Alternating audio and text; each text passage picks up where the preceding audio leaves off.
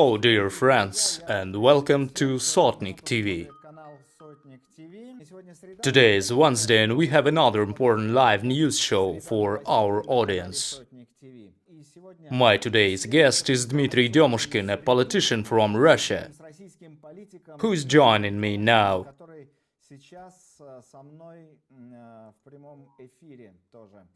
The following video was filmed in the city of Nizhny Novgorod. The author of this clip wrote the following. This is the city hospital number 10 in Nizhny Novgorod, where people infected with the coronavirus are receiving treatment. One of those patients is my mother. She is suspected of having COVID-19. This is what the hospitals in Russia look like. This country calls itself a superpower for a reason. Let's watch this video.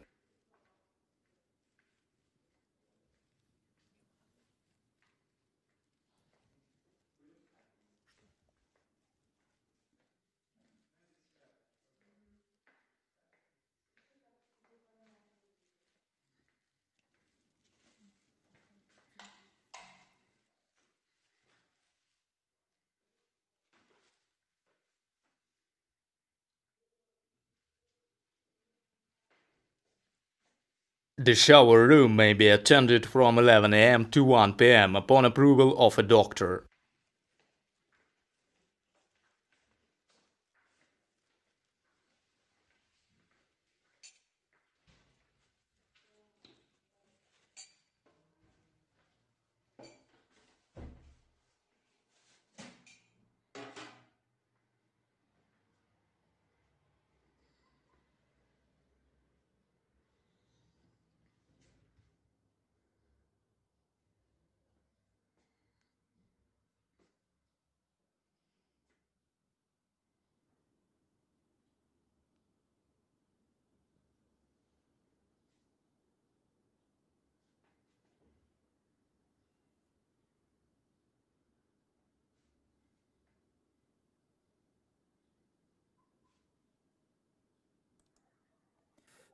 Dmitry, what's your take about this luxury hospital? Doesn't it illustrate how great the country is? Frankly speaking, this facility looks just like any other hospital in any region of Russia. As you may know, I've been through detention facilities that looked way more comfortable and sanitary than the hospital we've just seen. Even prisoners in Russia receive better treatment and shower facilities.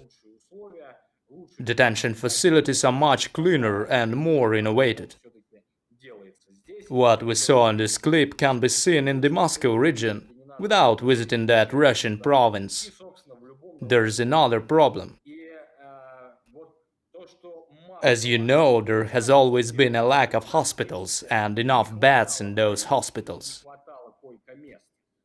Now, a big number of medical facilities all over the country have been reassigned for people infected with the COVID-19. There were not enough doctors and hospitals before the corona epidemic. But now, those who are suffering from the disease don't stand a chance. A lot of people are suffering from numerous diseases. Today, we see long lines of ambulances at the hospitals, waiting for their turn to deliver the patients. The patients inside those ambulances may suffer from appendicitis, a lung fracture, a heart attack, a CVA, or other diseases.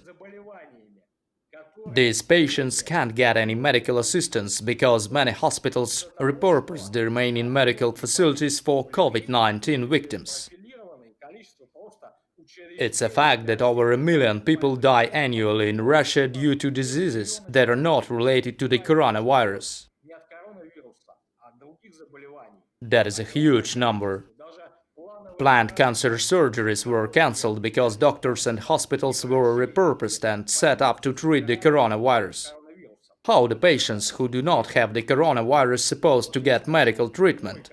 Allow me to give you an example from my family so that no one says that Mr. Demushkin is exaggerating. My mother received the necessary medical screening and was going to go in for surgery.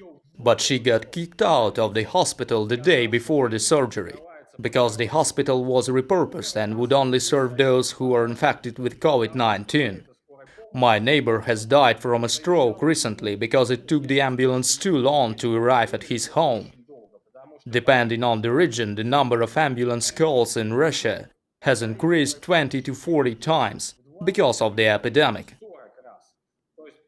In the event that anyone is suspected of having the virus, they are obliged to call an ambulance and go into quarantine. Sick patients who do not have COVID-19 are no longer a concern. The number of sick patients is not officially reported. We don't know how many people have recently died of heart attacks, CVA or cancer. The three most common causes of death in Russia are cardiovascular disease, cancer and male suicide. Relevant statistics are not provided. In his recent article, Nikolay Patrushev, the head of the State Security Council of Russia, is criticizing the West and its approach towards implementing neoliberal dogmas into the minds of Russian citizens, aiming to destroy the international security system. According to Mr. Patrushev, Russia can offer a new alternative option for Western civilization. Allow me to cite him.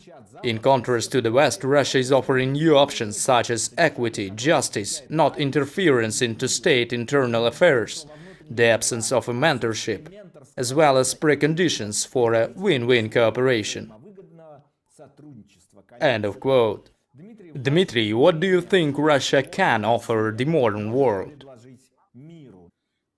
Before I answer this question, let's first take a look at Russia's allies, which is a short list made of the world's outcasts. That list of allies includes Venezuela, Syria, ruled by Bashar Assad, North Korea, and a few more states. All of Vladimir Putin's friends are dictators for a reason. So I wonder what he can offer to the civilized world. When listening to the words of Mr. Patrushev, the first question I have is what does he mean by the propaganda of the West?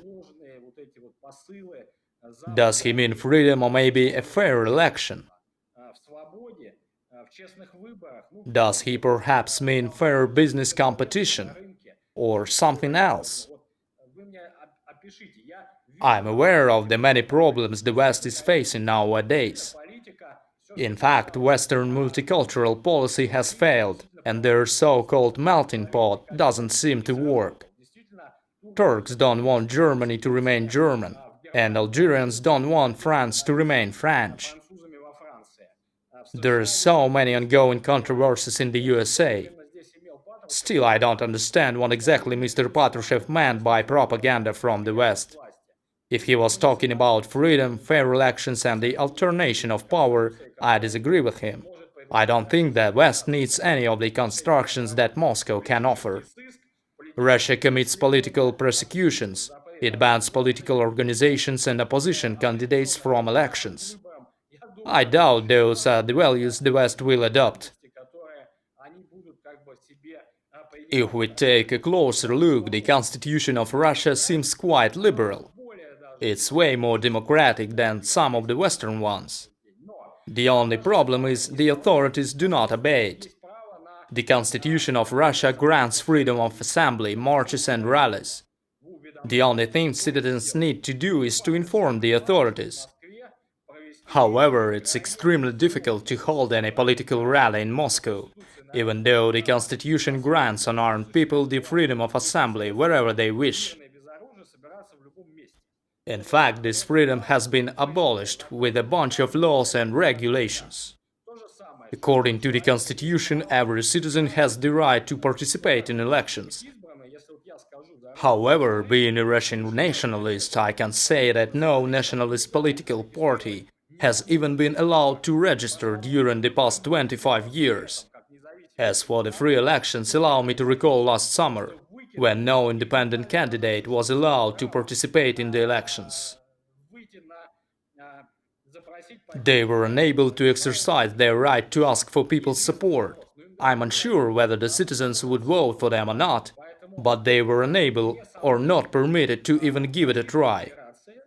So the only chance for Russia to obtain a better future is by becoming a more attractive country to neighboring countries. They don't need to be afraid of Russia like they are now. Russia shouldn't create new deadly missiles that are terrifying the world. It needs to obtain the development level others would wish for themselves. Once such a level is obtained, Russia will integrate itself into the civilized world and will be able to offer something. But nowadays it can offer nothing but oil, gas, metal, and raw wood. Take care of yourselves and make sure to watch Sotnik-TV.